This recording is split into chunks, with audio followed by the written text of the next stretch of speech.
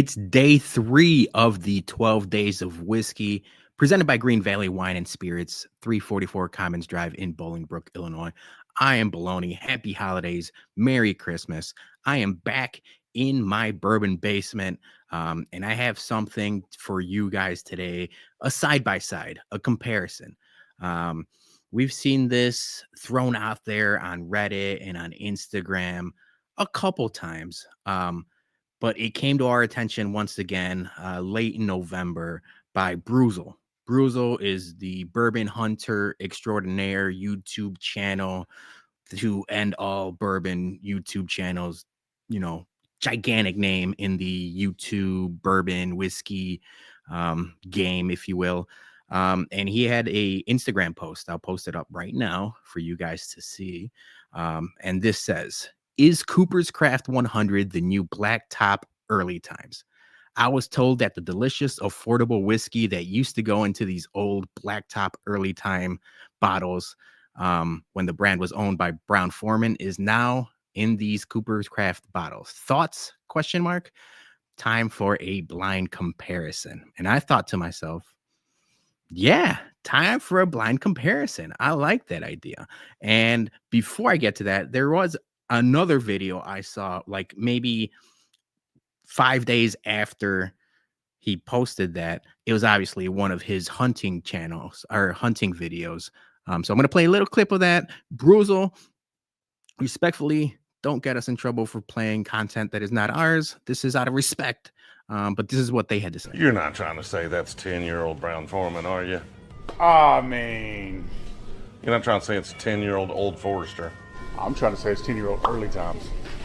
Okay. You think all the good early times juice in the black tops are now in this? Between this and 1924, I think so. So yeah, and it's not just Brewzle, like I mentioned. I've seen it on Reddit, I've seen it on Discord, I've seen it a couple of different places.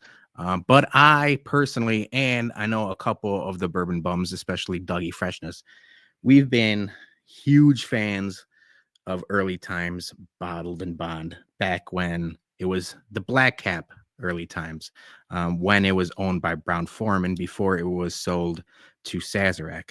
There's a lot of hearsay. There's also a lot of videos about how different the black cap compared to the screw top metal cap is now. Realistically, I noticed the difference in the beginning, but maybe it's bias and maybe it's just me buying into the, into the hype. But I also have a video on this very channel singing the praises of Cooper's Craft 100. I got a couple of these bottles when we went on the bourbon trail in Kentucky. And then ever since then, there is a liquor store. It used to be Kentucky and Indiana only for a while. I think now the distribution is getting a little bit more. You can correct me because I might be wrong on that. But this is the last of my bottle of Cooper's Craft 100. I'll probably drive out. I'm not too far from Indiana, so I can make a drive out there, half hour there and back and grab me another one of these. But I always like to have either one on hand here or to bring to our Whiskey at Comiskey tailgates. Big fan of this bottle. It's under $30. Another reason why I was a fan of this bottle when it was out.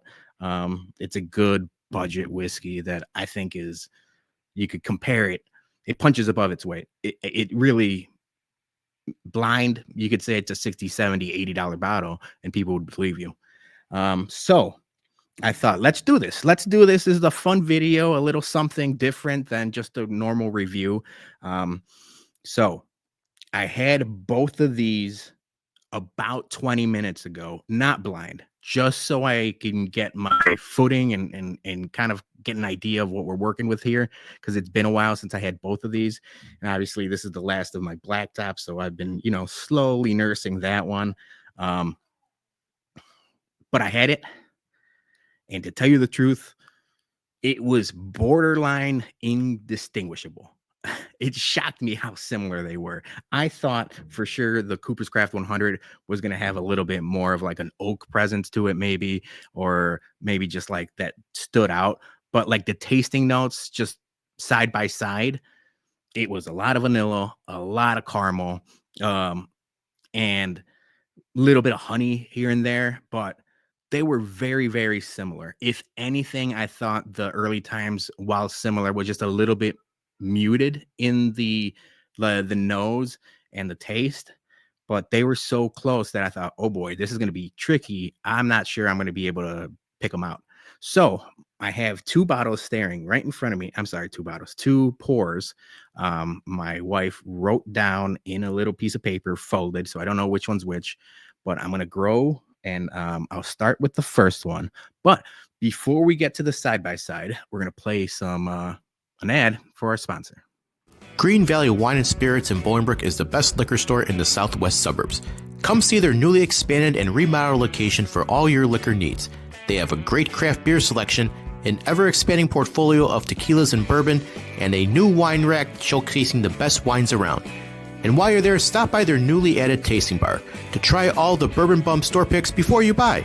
That's Greene Valley Wine and Spirits, 344 Commons Drive at the corner of Route 53 and I-55 in Bolingbrook. And tell them the bump sent you. Right, so Merry Christmas, everyone. Thank you, Greene Valley Wine and Spirits. Salud. I got 2 here. I'm not going to move them around so I don't get confused, but left one first. My left, your right.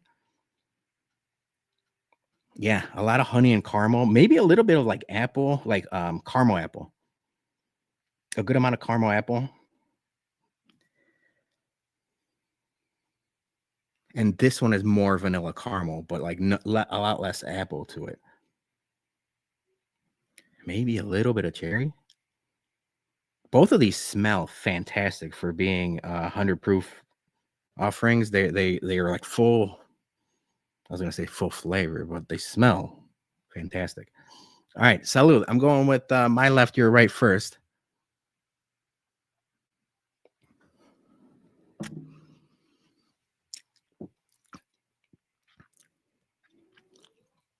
Okay, so there's a little bit of a barrel influence to that one. There, honey, caramel, and then wood.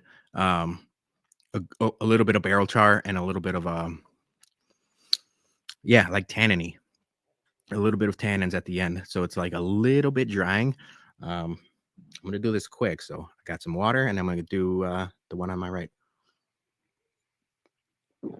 All right, number 2. Salud.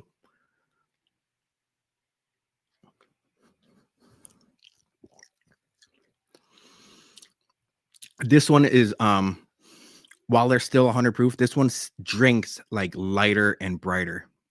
Vanilla and caramel and a little bit of red fruit. But not a lot less of the barrel and wood or oak influence to this. We like calling things like summer whiskeys. This would be like a really good summer whiskey.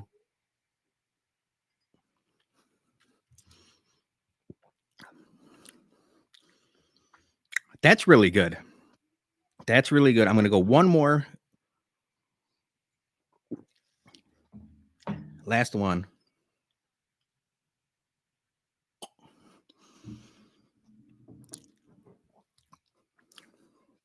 Yep.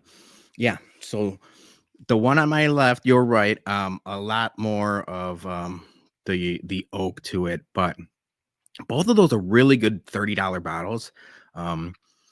I wish both were more readily available in my area. I know the Cooper's 100 is now, but for the longest time, I would have to drive and get it. I think the one on my left, the first one I had was Cooper's 100.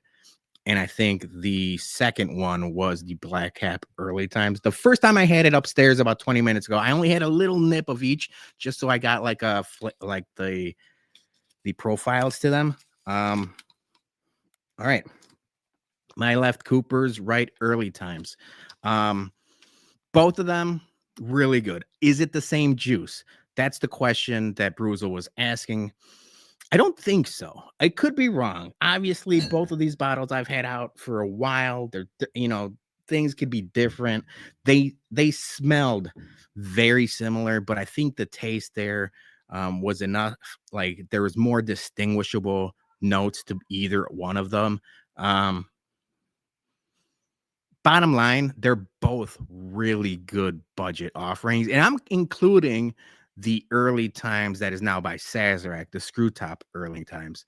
Now, I know a lot of people say it's not the same, and I thought that like when we first had it, but it's still very, very good. It's still a very good $30 bottle.